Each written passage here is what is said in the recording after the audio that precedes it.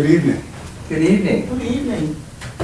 It is good to be here. I'm thankful that Ken put this on and decided to invite me. It's been a while since I've done a poetry reading, so y'all bear with me. I'll try to be engaging. I'll try to be funny. I'll try to be entertaining. But most of all, I'll try to challenge you so that you will leave with some thoughts on your mind. Most seasoned people do that anyway. I agree. I would say my theme for this evening, if it needs a theme, is love in all its multifaceted ways. Love. And what I'm going to do is read about 6 or 7 poems from my book of poetry, It Is You. And I believe this book was published, the poems in this book were published between 1998 and 2003. And then I'm going to finish with some poems about love that I've written since 2003 that are going to be in a new book of poetry I'm working on right now called Forms. Okay. But I'd like to start off with ways and words. All we have are ways and words when we're learning to love. When our hearts are open wide, ways and words are the reasons why. When flowers smell brighter and call to your eyes, and movies seen when seen again, seem made for us to learn lessons. When books about living make more sense, when intense silence is time well spent, ways and words are the reasons why. Once ways and words have had their way, loving or leaving must be, or words become hollow, shallow shadows, and ways an offense to the eyes. The next poem is entitled Heartless. I must guard my heart I have given to you, and expose my heart to your lacks. I must be imperfectly vigilant and merely present my heart to be marred, because my heart no longer belongs to me. It is your heart that beats within my breast. My heart is in your care, and I'm willing and waiting, because the mark will be missed for my heart to be hurt by your caress. I now know love is a many-edged sword that simply is what it is in its being. And for my heart to let loose the illusions it holds, for me to be heartless once more, I must give my heart I have guarded from you and expose my heart to your heat. Oh, you need to sell that.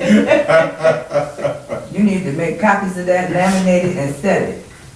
High school. Now we're going to take y'all way back because all us seasoned folks in here, it was a long time. But actually, I did write this poem when I was in high school. High school. It begins with laughter, enjoying each other's smiles, talking lightly of school and friends and the music you like. You begin as friends. Then one day, it changes. You find yourself walking together in the halls after school. You peel off the skin of lightness and plunge deeper, deeper into your wants and desires. There is the first awkward date and the ensuing long talks on cold, wintry nights. And then you speak of love. You speak of trust. You speak of forever. But then another change. You seem to have said all that is relevant, and some not. You sit in silence watching the wind toss the leaves. But you are both young and alive. You start talking to others again and find you've slept too long. Less and less time is spent together. And when you are, you laugh and joke a lot from the lack of things to say. Finally, you both return to your own old worlds, seldom taking time to see how the other is dying.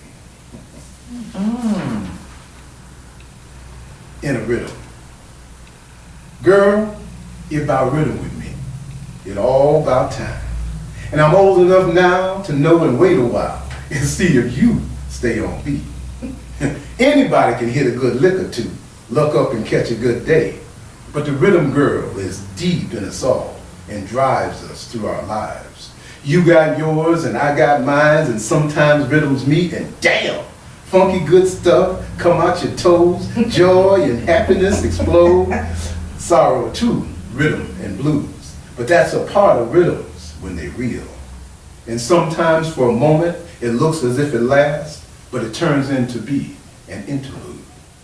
And now I'm grown and understand it ain't about hurting nobody. It ain't about beating nobody into shape. Your rhythm is real and is to be respected, but just is not for me.